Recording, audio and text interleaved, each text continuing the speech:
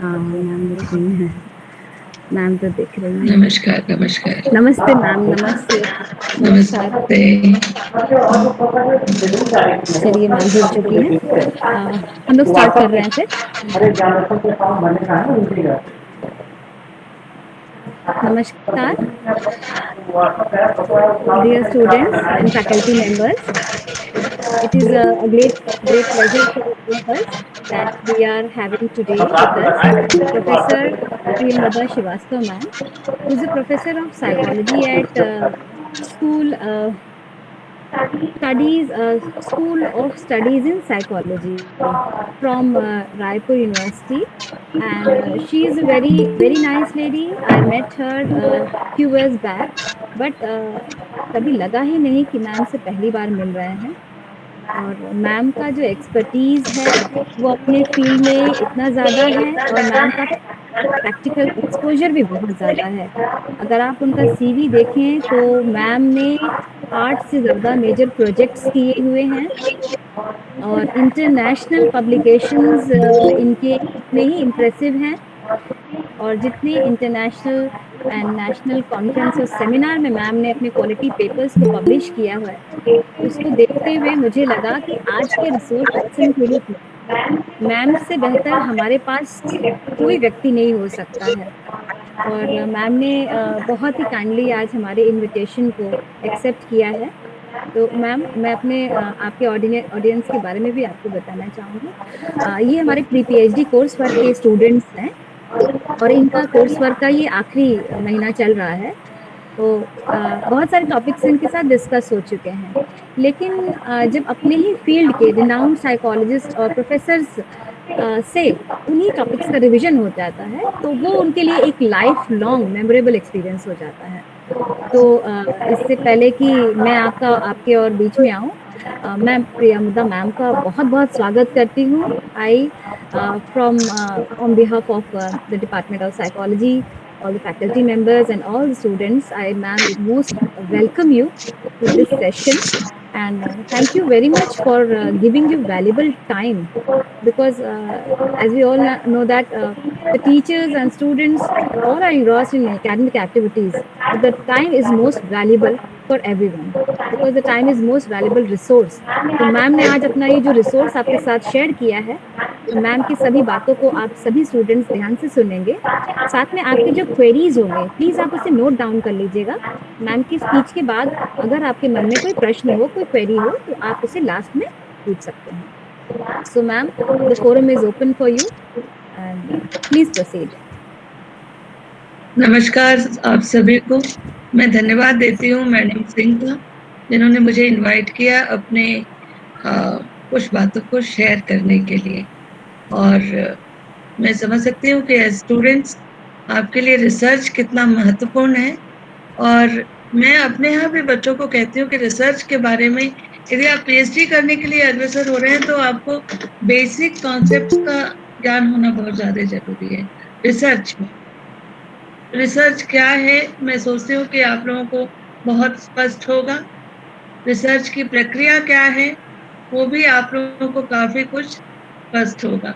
मुझे आदेशित किया गया है कि मैं आप लोगों का जो सेकंड यूनिट है, उस पे कुछ फोकस करके बातचीत करूँ। और उस सेकंड यूनिट में मैंने देखा है कि उसमें वेरिएबल्स हैं, रिसर्च डिज़ाइन है, एक्सपेरिमेंटल डिज़ाइन है, उसके डिफरेंट टाइप्स के बारे में चर्चा आप लोग पहले भी कर चुके हैं, जैसे मैडम के माध्यम से मुझे जानकारी प्राप्त हुई है। अब आइए बात करें कि आप बहुत सारी बातों को जानते हैं, मगर रिसर्च के बारे में आपको शुरू का थोड़ा सा बता दूं कि रिसर्च कितने प्रकार का होता है। रिसर्च के प्रकार के बारे में आप सभी लोग जानते हैं कि ब्रॉडली हम लोग 3 प्रकार के रिसर्चेस करते हैं। पहला है एक्सप्लोरेटरी, दूसरा है डिस्क्रिप्टिव एंड तीसरा है एक्सपेरिमेंटल रिसर्च। ये आप लोग मुझसे सहमत होंगे कि experimental research, exploratory and descriptive इन तीनों का अलग-अलग तरीका है ना? एक्सप्लोरेटरी रिसर्च में आप बहुत सारी चीज़ों को जानते नहीं हैं और उसका एक्सप्लोरेशन करते हैं कि क्या है, ठीक है? और डिस्क्रिप्टिव में डिस्क्रिप्टिव रिसर्च माने डिस्क्रिप्शन टाइप, मतलब you don't try to relate the variables among, you try to describe the phenomena. जो भी स्टडी आप करते हैं उसको डिस्क्रिप्टिव फॉर्म में रखते हैं, ऑलराइट। लेकिन यदि हम बात करें scientific research, that is experimental research, experimental research को हम लोग बहुत सारे वेरिएबल्स के संदर्भ में बात करें। अभी एक्सपेरिमेंटल रिसर्च क्या है, आप जानते होंगे कि एक्सपेरिमेंट क्या है, ये आप सभी ने पढ़ा होगा और इस बारे में आपको आइडिया भी हो। एक्सपेरिमेंट को यदि हम बहुत सहज भाषा में, तो यह एक प्रकार का ऑब्जर्वेशन है कंट्रोल्ड कंडीशंस में। एक साइंटिफिक इन्वेस्टिगेशन क्या होता है?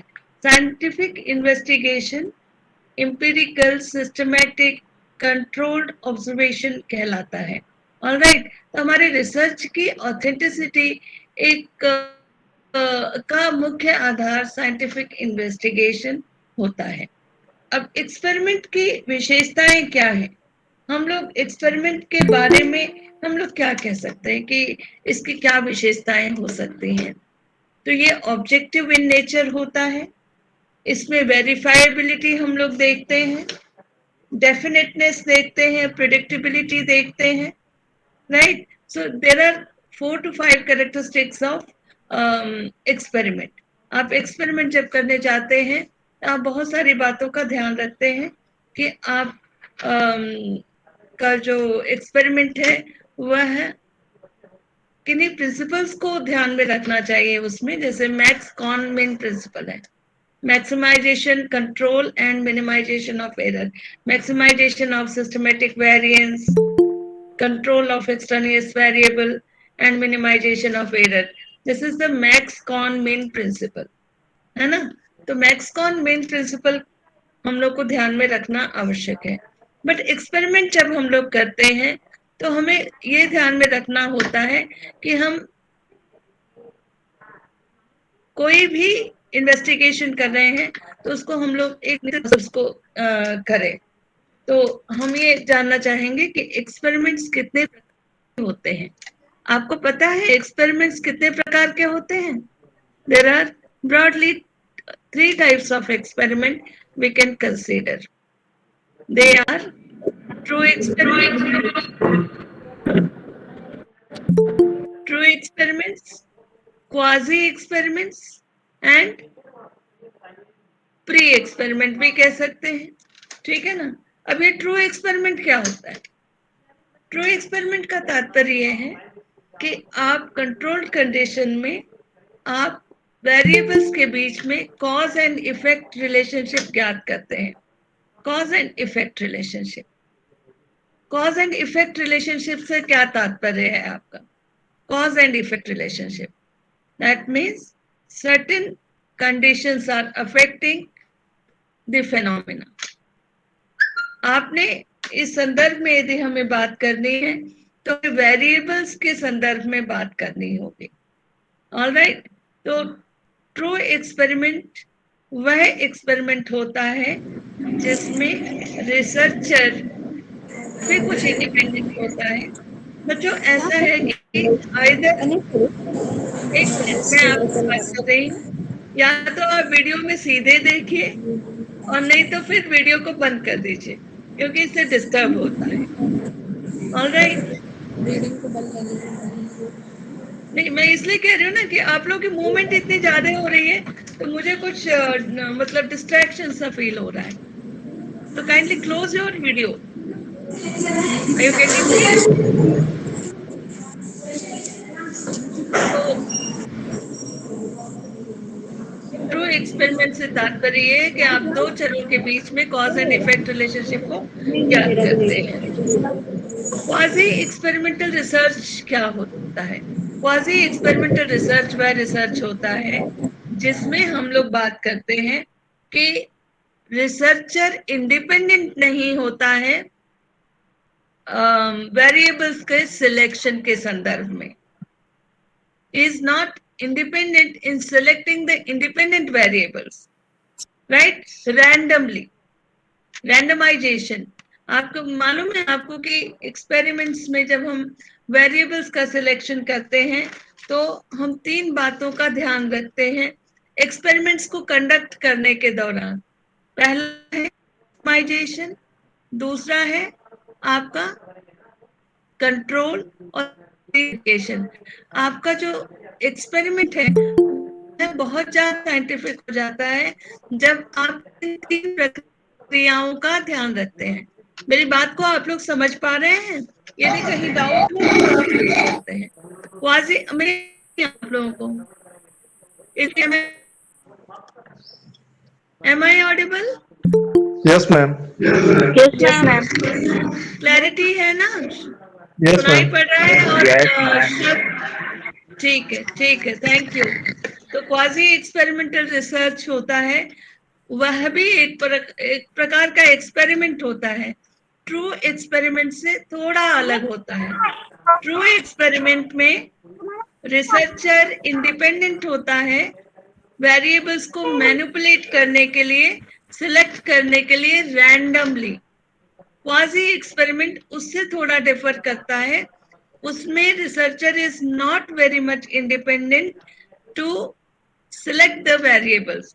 अब मैं आपको उदाहरण देती हूँ क्वाजी एक्सपेरिमेंट का, और उसमें आप देखिए कि आपको एक एक्सपेरिमेंट करना है कि स्मोकिंग जो है वह कैंसर का कारण बनता है, एक कारण है। हम तो प्रयोग करते हैं तो उसमें हम ज्यादातर कारक और प्रभाव के संबंध को ज्ञात करते हैं।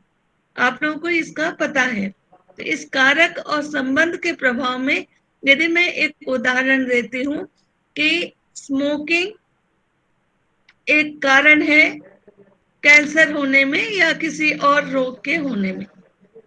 अब हम यदि ट्रू एक्सपेरिमेंट करेंगे तो ट्रू एक्सपेरिमेंट करने के लिए हमें क्या करना होगा कि हमें जो समूह सिलेक्ट करने हैं, रैंडमली यदि सिलेक्ट करना है तो ऐसे लोगों को सिलेक्ट करना पड़ेगा जो स्मोक नहीं कर रहे हैं, और एक्सपेरिमेंट में एक ट्रीटमेंट वेरिएबल जो है वो स्मोकिंग इंड्यूस करना है, और फिर उसके प्रभाव को देखना है बीमारी हो रही है कि नहीं।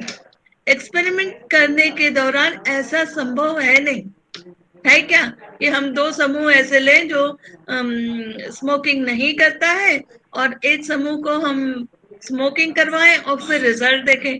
ऐसा तो संभव नहीं है।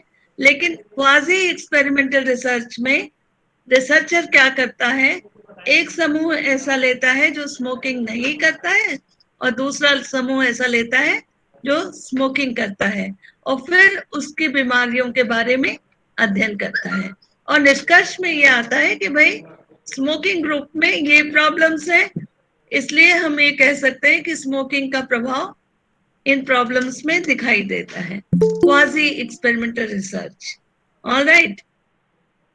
फिर एक और रिसर्च होता है प्री एक्सपेरिमेंट रिसर्च, जिसमें हम शॉर्ट एक्सपेरिमेंट्स को करते हैं।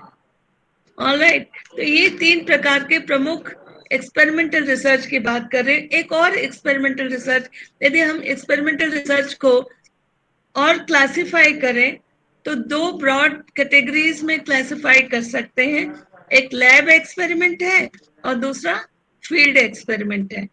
लैब एक्सपेरिमेंट का मतलब है वह प्रयोग जो हम 4 दीवारी के भीतर करते हैं, और फील्ड एक्सपेरिमेंट का मतलब है कि हम फील्ड में जाके एक्सपेरिमेंट को कंडक्ट करते हैं। तो हम कैसे एक्सपेरिमेंट को दोनों जगह पर कैसे कंडक्ट करते हैं यह बहुत आवश्यक है जानना। 4 दीवारी के भीतर हमारे पास एक्सपेरिमेंट करने के लिए बहुत सारे कंडीशंस का निर्माण कर लेते हैं, और फिर हम ट्रू फॉर्म में कॉज एंड इफेक्ट रिलेशनशिप को ज्ञात करते हैं। सिमिलरली यदि हम फील्ड में जाकर के एक्सपेरिमेंट करते हैं और सारी चीजों को कंट्रोल करने का प्रयास करते हैं तो हमें ये दिखाई, तो भी हमें कॉज एंड इफेक्ट रिलेशनशिप का ज्ञात होता है। अब हम ये बात कर सकते हैं कि यदि फील्ड एक्सपेरिमेंट का आपको मैं उदाहरण देती हूँ कि बहुत पहले 1970s में एक एक्सपेरिमेंट हुआ था फर्टिलाइजर्स के प्रभाव का प्रोडक्शन में, एग्रीकल्चरल प्रोडक्शन पर, और ये फील्ड एक्सपेरिमेंट किया गया था। 2 गांवों का सिलेक्शन किया गया और ये 2 गांव जो सिलेक्ट किए गए सभी कंडीशंस में समान थे, population wise, environment wise, land के कैरेक्टरिस्टिक्स भी ऑलमोस्ट सिमिलर थे। तो अब ये सब सारी चीजों में जब समानताएं देख करके एक गांव में आपने ट्रीटमेंट वेरिएबल को इंट्रोड्यूस किया, दैट इज उस वक्त रेडियो पर कृषि से संबंधित प्रोग्राम आता था। वो प्रोग्राम एक गांव के लोगों को सुनने के लिए दिया गया, चौपाल पर ये प्रोग्राम हुआ करता था। उसके बाद दूसरे गांव में इस कृषि से संबंधित प्रोग्राम को नहीं चलाया गया और फिर प्रोडक्शन पर उसका असर देखा गया। प्रोडक्शन पर असर ये कि फर्टिलाइजर का जो उपयोग किया गया उन गांव वासियों के द्वारा, क्या उसके उपयोग से खेती में ज्यादा ज्यादा मात्रा में अनाज उत्पन्न हुआ कि नहीं, यह देखा गया। इस प्रकार से यह प्रूव करने का प्रयास किया गया यदि किसी सूचना को दिया जाए वह सूचना व्यक्ति के व्यवहार को इम्प्रूव करने में सहायता प्रदान करती है। ऐसे ही लैब के कंडीशंस में आप बहुत सारे एक्सपेरिमेंट्स करते हैं जहां पर आप बहुत सारी चीजों को कंट्रोल करते हुए कॉज एंड इफेक्ट रिलेशनशिप को ज्ञात करते हैं। मैं उदाहरण एक साइंस का दूंगी, जैसे H2O, हाइड्रोजन एंड ऑक्सीजन का जो कॉम्बिनेशन है वाटर फॉर्म करता है, आपको पता है। तो ये जो वाटर फॉर्म करता है ये किन्हीं कंडीशंस के उत्पन्न होने पर ही वाटर फॉर्म होगा। आपका तापमान यदि 100 डिग्री के पास होगा तो क्या ये वाटर फॉर्म होगा, या 0 डिग्री पे आ जाएगा तो क्या वाटर फॉर्म होगा? नहीं होगा। इसलिए कंडीशंस को निर्मित करना और फिर उसके कॉज एंड इफेक्ट रिलेशनशिप को ज्ञात करना आवश्यक होता है। तो ये लैब एक्सपेरिमेंट और फील्ड एक्सपेरिमेंट की बात कर रही हूँ। दोनों में एक बात और होती है, एक्सपेरिमेंट्स में वैलिडिटी जो होती है, इंटरनल वैलिडिटी और एक्सटर्नल वैलिडिटी का होना आवश्यक है। इंटरनल वैलिडिटी का मतलब क्या है? आंतरिक वैधता। आंतरिक वैधता का मतलब ये है कि जो आप एक्सपेरिमेंट कर रहे हैं उस एक्सपेरिमेंट को टू द मैक्सिमम आप कंडीशंस को क्रिएट करके और आप कॉज एंड इफेक्ट रिलेशनशिप को ज्ञात कर पाते हैं। तो आपकी जो इस रिलेशनशिप की जो ऑथेंटिसिटी है वो मैक्सिमम प्रूव होती है। लेकिन लैब में किए हुए जो एक्सपेरिमेंट्स होते हैं उनकी एक्सटर्नल वैलिडिटी नहीं होती है, कम होती है। एक्सटर्नल वैलिडिटी के लिए आपको उसका जनरलाइजेशन करने के लिए वो जो क्या कहते हैं assumptions हैं उनको फुलफिल करना आवश्यक होता है। इसलिए ये कहा जाता है जो फील्ड एक्सपेरिमेंट हम फील्ड में जाके काम करते हैं तो वहां पर हम देख पाते हैं कि एक्सटर्नल वैलिडिटी ज्यादा होती है in comparison to lab experiments. Alright, एक बात मुझे आपसे शेयर करनी थी। अब बात करें की वेरिएबल्स पे हम बातचीत करेंगे। तो वेरिएबल्स क्या होते हैं? वेरिएबल्स से पहले मैं आपको बता दूं कि जो एक्सपेरिमेंटल डिजाइन्स होते हैं, एक्सपेरिमेंट्स होते हैं, ये आपके क्या सहूलियत प्रदान करते हैं। जो भी आप एक्सपेरिमेंटल डिजाइन बनाते हैं, डिजाइन मतलब क्या, रिसर्च डिजाइन का मतलब क्या है? हम लोग रिसर्च करते हैं 2 प्रकार के, ब्रॉडली कैटेगराइज करें तो क्वालिटेटिव एंड क्वांटिटेटिव रिसर्च की बात करते हैं। क्वांटिटेटिव रिसर्च जो होता है वो मात्रात्मक, दैट इज द कोई ऐसी वैल्यूज को हम लोग उपयोग में लाते हैं और ये जो वैल्यूज हैं वो कैसे हम लोग प्राप्त करते हैं, इसका एक माध्यम होता है वेरिएबल्स। वेरिएबल्स हम उन्हें कहते हैं कि जो वैरी करते हैं, परिवर्तित होते हैं और कुछ मात्रात्मक संबंध लिए हुए होते हैं। तो यदि वो they get some numerical value with them, तो इन द फॉर्म ऑफ, यदि हम वेरिएबल्स को मेजर करते हैं तो हम कुछ न्यूमेरिकल डेटा के रूप में प्राप्त करते हैं, that is the quantitative data. Qualitative data वह डेटा होता है जब हम एट्रीब्यूट्स का विश्लेषण करते हैं और we don't go for much of the numerical analysis of that particular information. All right, तो ये एक बेसिक डिफरेंस होता है। अब ये जो एक्सपेरिमेंटल डिजाइन्स होते हैं, यह आपको कैसी एक गाइडलाइन प्रोवाइड करते हैं। तो बात ये है कि आपने जो डिजाइन का मतलब ये ब्लूप्रिंट of the research या blueprint of the experiment. That means it is going to guide you how you are going to conduct the research. What will be your variable? What will be your tool? What will be your procedure of data collection? All these things you may be knowing, and you are knowing, and that I know. तो अब इस संदर्भ में यदि हम बात करें तो वेरिएबल्स क्या हैं? वेरिएबल्स मैंने आपको बताया कि ये एक न्यूमेरिकल एट्रीब्यूशंस हैं to certain characteristics, right, which we try to measure. अब इस एक्सपेरिमेंट के कंडीशंस में यदि हम बात करें तो एक्सपेरिमेंटल रिसर्च में हम कॉज एंड इफेक्ट रिलेशनशिप की बात करते हैं। That means we want to prove that is there any relationship related to causal effect.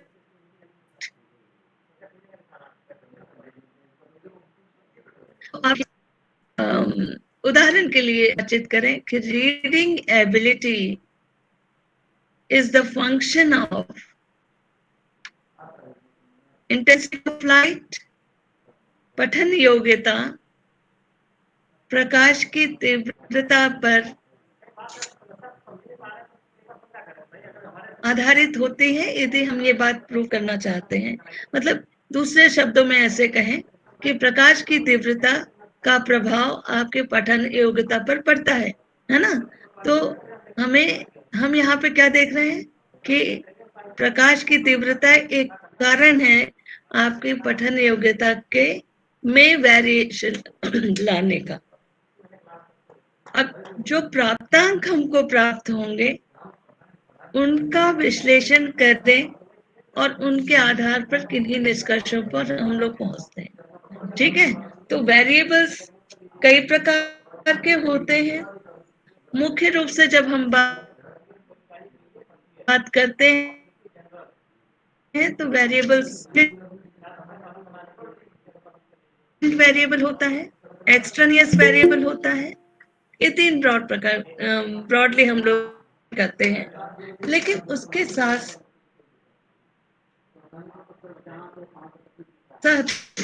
भी होते हैं, मॉडरेटिंग वेरिएबल्स भी होते हैं। हमारे व्यवहार के होने में कई ऐसे वेरिएबल्स होते हैं जो ओवरटली दिखाई नहीं पड़ते हैं मगर they influence the behaviour. Alright, तो पहले तो हम ये बात करें कि इंडिपेंडेंट वेरिएबल क्या होता है।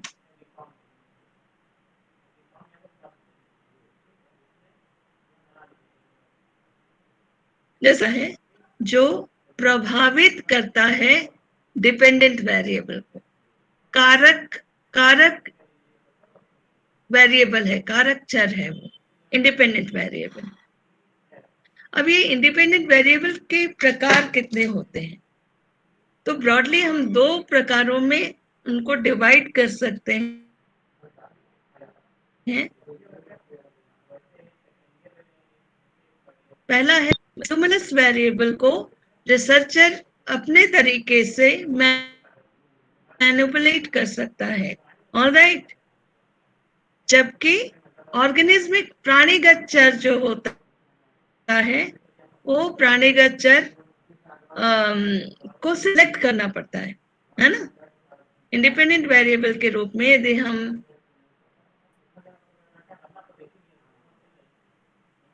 आईक्यू को रैंडमली सेलेक्ट नहीं कर सकते, ऑलराइट, उनको अपने तरीके से मैनिपुलेट नहीं कर सकते, तो हमें उन्हें एज सच select करना है, तो definitely we have to take those people into our sample. All right. ये इंडिपेंडेंट वेरिएबल्स हैं। डिपेंडेंट वेरिएबल्स वे वेरिएबल्स होते हैं जो प्रभावित होते हैं इंडिपेंडेंट वेरिएबल से। मतलब ये कि हम डिपेंडेंट वेरिएबल्स का माप करते हैं, उनमें ही परिवर्तनों को मापन किया जाता है according to the independent variables. मेरी बात आपको क्लियर हो रही होगी। एक्सट्रानियस वेरिएबल क्या होता है? एक्सट्रानियस वेरिएबल बाह्य चर कहा जाता है, और ये ऐसे चर होते हैं जो आपके प्रयोग को प्रभावित करते हैं। और ये आपके प्रयोग को जब प्रभावित करते हैं तो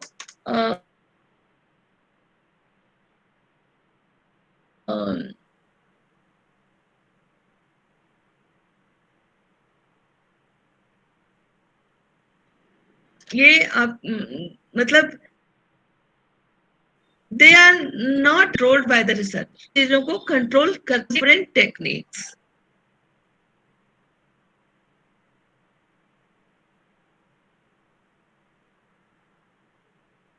क्लियर हो रहा है आप लोग?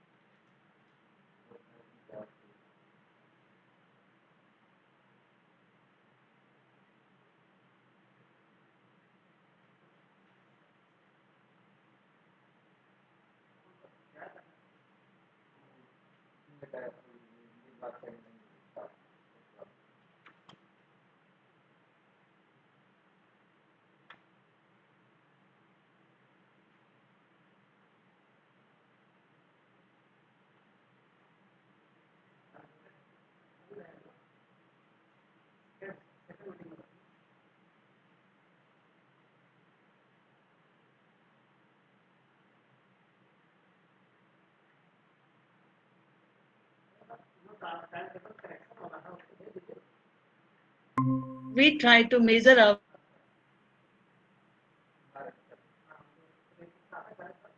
वैल्यू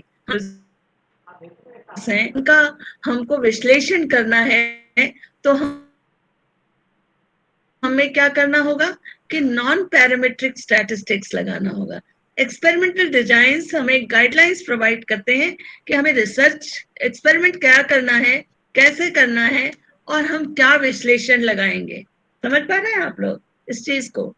तो बात यह है कि आपने जैसे ही डिस्क्रीट वेरिएबल्स के द्वारा प्राप्त किए हुए जो डेटा है उसका विश्लेषण करना है, तो आपको नॉन पैरामीट्रिक स्टैटिस्टिक्स लगाना चाहिए। और कंटिन्यूअस वेरिएबल्स के लिए आपको डेटा एनालिसिस करने के लिए there are many parametric statistical techniques. ठीक है, आप देखिए चरों के बारे में हम लोग बात कर रहे हैं, उनके लेवल्स ऑफ मेजरमेंट की बात कर रहे हैं, और आपको what type of statistical techniques you can use, ये भी आप से ये संबंधित कि parametric and non parametric statistics क्या है, उनमें मूलभूत अंतर क्या होता है, ये सब आप लोगों को जानकारी होगा। फिर बात आ रही है कि आप मैंने टाइप्स ऑफ वेरिएबल्स की बात कही है, हम लोग अब डिस्कस कर सकते हैं कि एक्सपेरिमेंटल डिजाइन कितने प्रकार का हो सकता है। आपके कोर्स में मैंने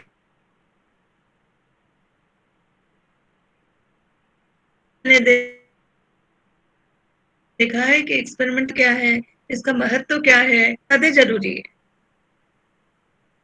यदि आप कोई भी डिजाइन के हैं तो आपकी ये जो एक्सपेरिमेंट की यात्रा है वो बहुत सुगम होती है, बहुत ही इकोनॉमिकल होती है। ठीक है, और एक निष्कर्ष की तरफ आपको ले जाती है। डिजाइन है, आपके अंडरस्टैंडिंग नहीं है उस डिजाइन के लिए, तो एक कंफ्यूजन की स्टेट क्रिएट करता है। हम लोग, मेरे बहुत साल के अनुभव में मैं ये देख पाती हूँ कि रिसर्चर्स को बहुत ज्यादा कंफ्यूजन जब होता है कि वो अपने वेरिएबल्स को ठीक से डिफाइन नहीं कर पाते।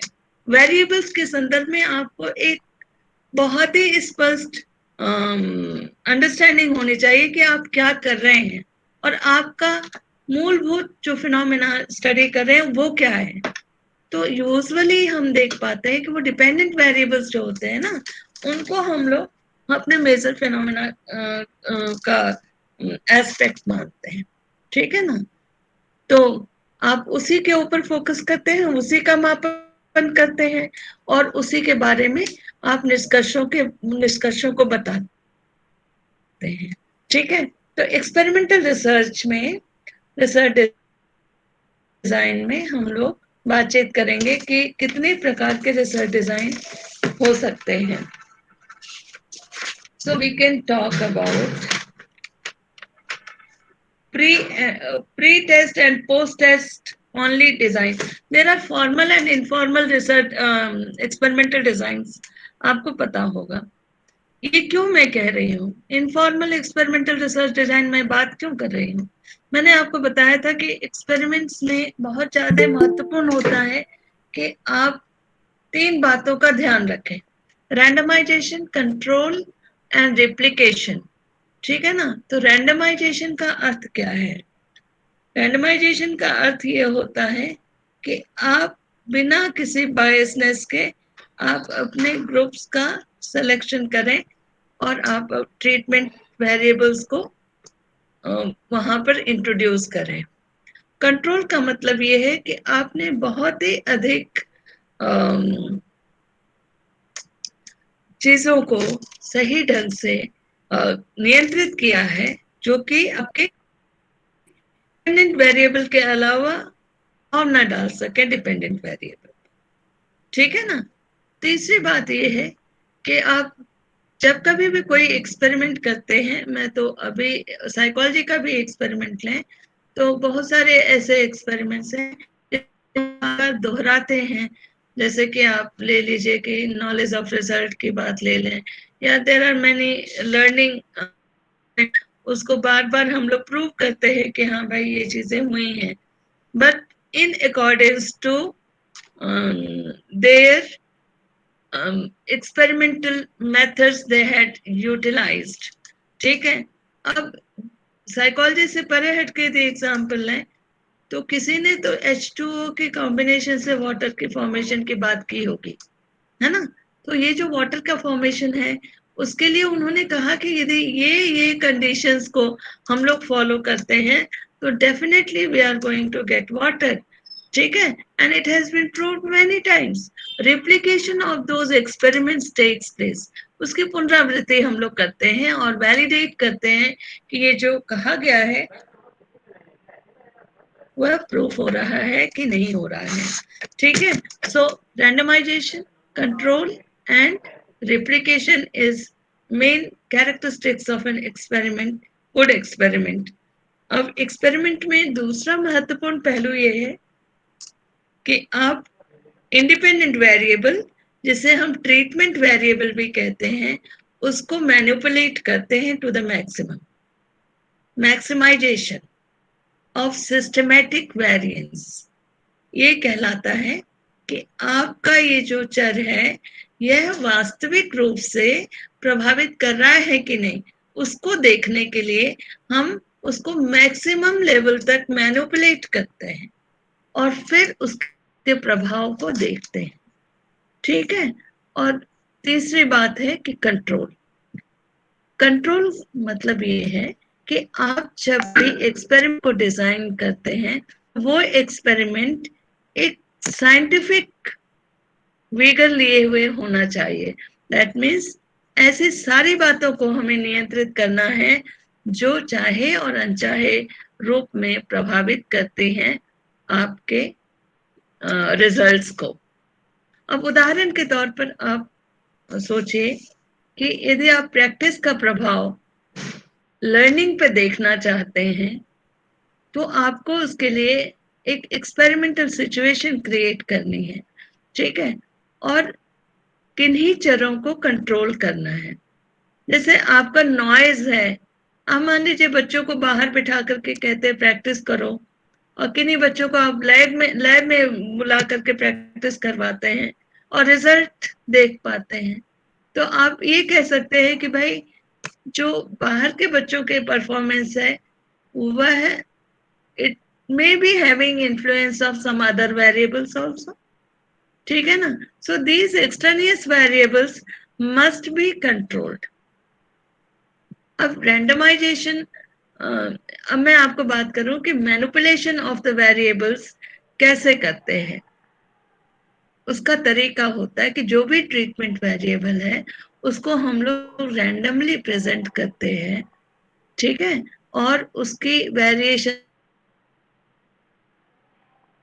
को टू द मैक्सिमम लेके जाना चाहते हैं जिससे कि हम उसके प्रभाव को बता सकें। दूसरी बात यह है कि आप कंट्रोल ऑफ एक्सटर्नियस वेरिएबल्स कैसे करते हैं। आपने पढ़ा होगा, मुझे पता है, there are many methods of controlling the extraneous variables। they are what you call technique is there, and then technique elimination technique is there, matching is there, है ना। और क्या है, काउंटर बैलेंसिंग इज देयर।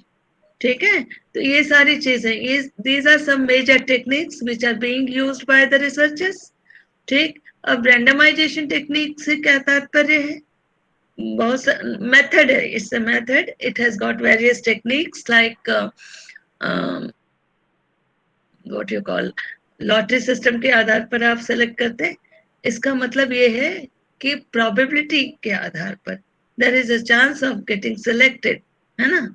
कोई भी मैंने there is a chance factor पे बातचीत करते हैं, ठीक है। तो लॉटरी सिस्टम में हम अपने तरीके से लोगों को ना रख करके ग्रुपिंग में, उदाहरण के लिए यदि मान लीजिए 2 समूहों को सिलेक्ट करना है और उस समूह के जो पार्टिसिपेंट्स हैं उनको सिलेक्ट करना है, तो हमें रैंडमाइजेशन टेक्निक का इस्तेमाल करना चाहिए। टिपिट नंबर्स हैं, ठीक है, लॉटरी सिस्टम है। These are certain techniques which are being used to be unbiased. अब मान लीजिए हमने समूह 2 सिलेक्ट किया और हमने कहा हमें ये प्रूव करना है कि हाईली मोटिवेटेड बच्चों का जो परफॉर्मेंस है वो बहुत अच्छा होता है, कुछ ऐसा एग्जाम्पल यदि हमको प्रूव करना है, तो हम 2 समूह लेंगे। लेकिन सिलेक्शन ऑफ द समूह के समय में, ग्रुप के समय में, हम यदि अपने मन से सिलेक्ट करते हैं तो हम ऐसे लोगों को सिलेक्ट करेंगे जो कि हाईली मोटिवेटेड हैं, और फिर उनको हम ट्रीटमेंट वेरिएबल देंगे और प्रूव कर दिया कि भाई ये तो रिजल्ट हमारे हाइपोथेसिस से संबंधित आ रहा है। मगर यहाँ पर तो बायसनेस आ जाती है ना, जब हमने सिलेक्शन ही अपने तरीके से कर लिया तो it is affecting your result, it is not adequate, ठीक है। तो एक ये तरीका हो गया कि रैंडमाइजेशन विधि से आप अपने पार्टिसिपेंट्स का, अपने ग्रुप्स का सिलेक्शन करिए। दूसरा है मैचिंग विधि। मैचिंग विधि मतलब ऐसा है, जैसा मैंने लैब ये फील्ड एक्सपेरिमेंट की बात कही कि दोनों गांवों को समान रूप से मैच कर लिया गया, उनके पार्टिसिपेंट्स का और नंबर और ये सब किया गया, और फिर उसके ऊपर एक्सपेरिमेंट्स किए गए, मैचिंग द ग्रुप्स। ऑलराइट।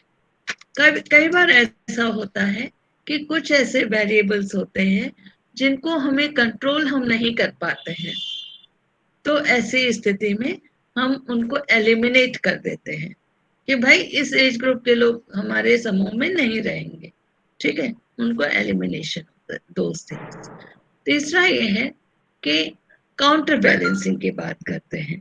तो काउंटर बैलेंसिंग में ठीक है, हम ये बात कंट्रोल नहीं कर पा रहे हैं। फॉर एग्जाम्पल आपका जैसे कि परफॉर्मेंस है, परफॉर्मेंस जो है वह छात्रों के आईक्यू पर भी निर्भर करता है ना।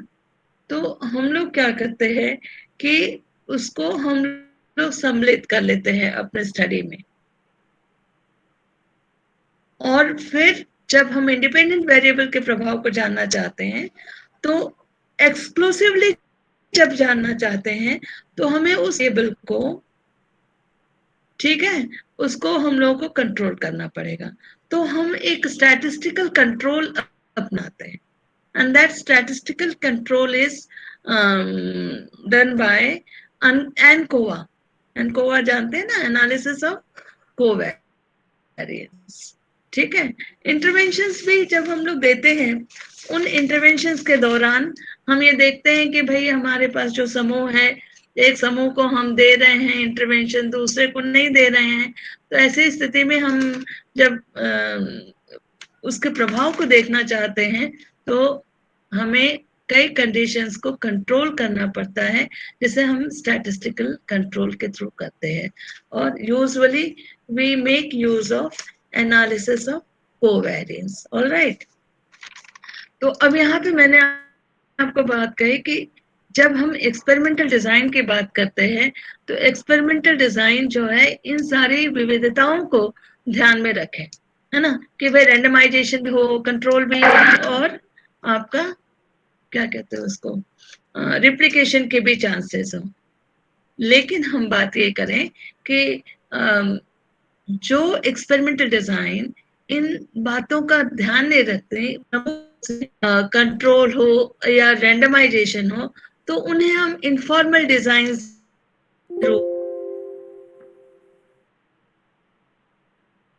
Post designs, before and after designs, है ना, ये सारी चीजें। तो there are many types of designs.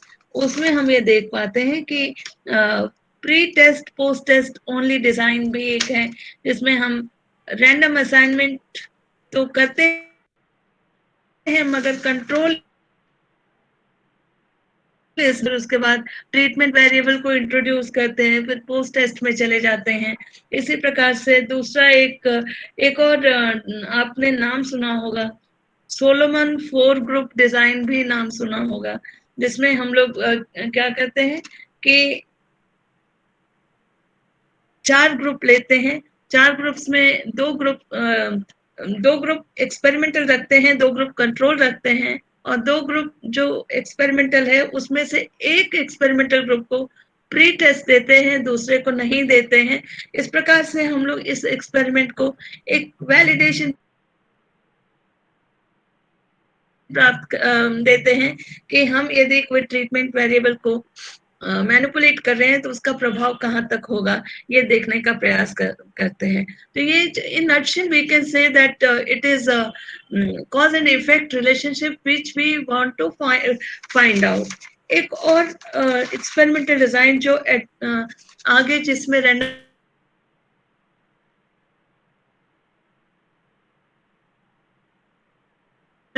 वो है आपका फैक्टोरियल डिजाइन।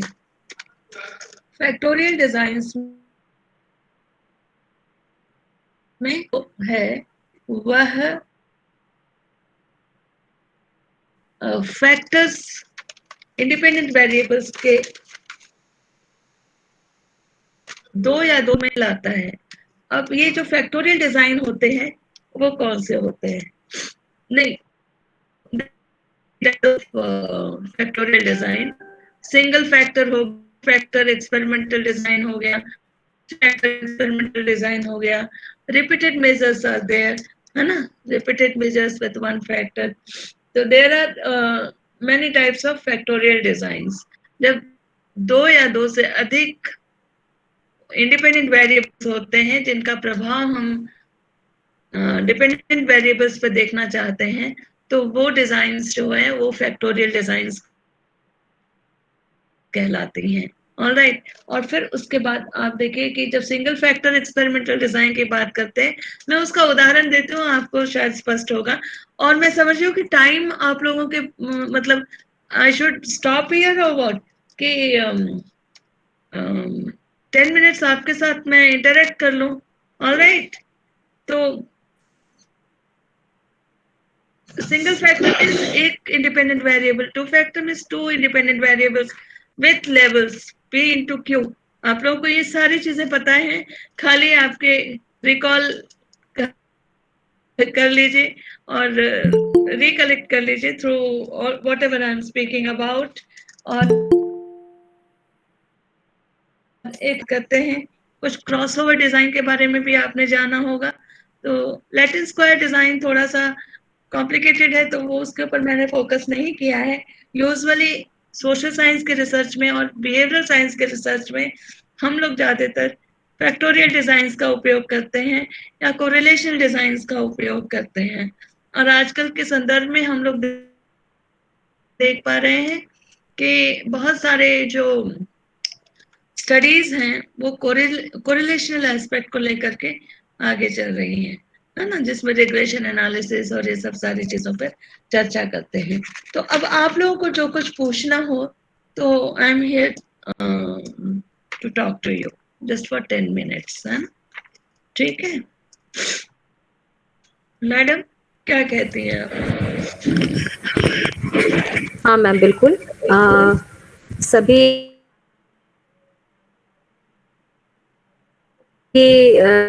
छात्र छात्राओं ने मैम उदाहरण देते हुए, तो आप में से अगर किसी शोधार्थी कोई भी चीज, तो आप फ्रीली 10 मिनट के अंदर अपनी बात रख सकते हैं। मैम मेरा एक मैम से क्वेश्चन है।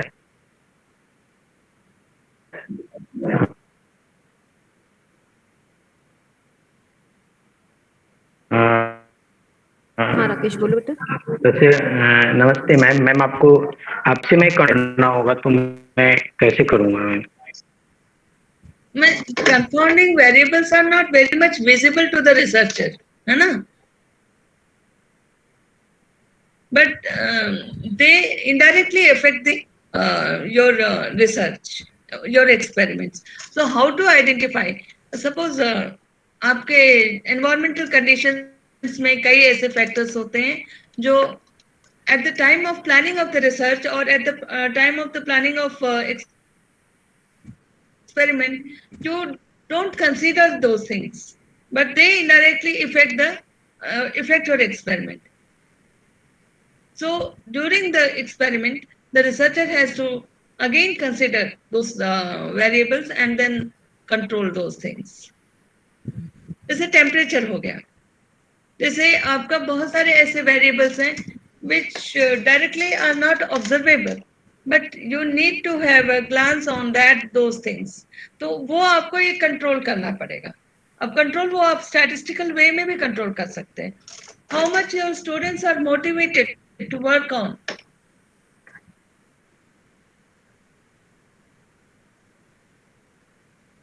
तो एट प्रेजेंट अभी हम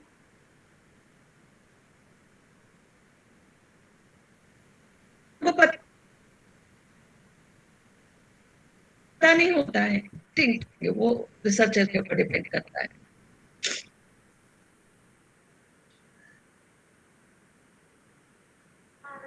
Hello, ma'am. Thank you ma'am. हाँ रजत बोलो.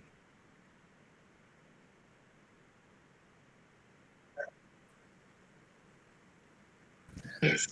Design instead. Yes, Design is a guideline for your work, you know. Yes, ma'am. Design tells you how to proceed in your experiment and what you are going to do there. And then it will just tell you how you will proceed for analysis of the results. Data, you will obtain the data as accordance to your experimental design. All right. And then after you will get an idea whether you are going for differential analysis, whether you are going for certain other type of analysis, it depends. तो ये आपके जो experimental या research designs हैं, ये आपके statistical analysis को भी एक फ्रेमवर्क प्रोवाइड करते हैं. जैसे मैंने आपको कहा कि factorial design, a factorial design usually are meant for comparison of the means of the groups, right? तो वो एक डिफरेंशियल एनालिसिस आपको बतानी होगी, पर आप कौन सा एनालिसिस करेंगे, कौन सा एनोवा करेंगे, क्या करेंगे, डिपेंड्स कि आपकी डिजाइन कैसी है. आपने सिंगल फैक्टर लिया है या फिर आपने 2 फैक्टर एक्सपेरिमेंटल डिजाइन का उपयोग किया है. It is just guiding you कि आपको करना क्या है, कौन सी एनालिसिस करनी है. और यदि आप इन सारी चीजों का ध्यान रखेंगे तो शायद आपके रिजल्ट्स, डेटा का जो विश्लेषण आप करेंगे वो काफी हद तक एक एडिक्वेट और एक्यूरेट होगा. Ma'am, kindly, ma'am, यस, हाँ हाँ kindly बोलो. let me know if there exists any relationship between parametric, non-parametric statistics and the design method.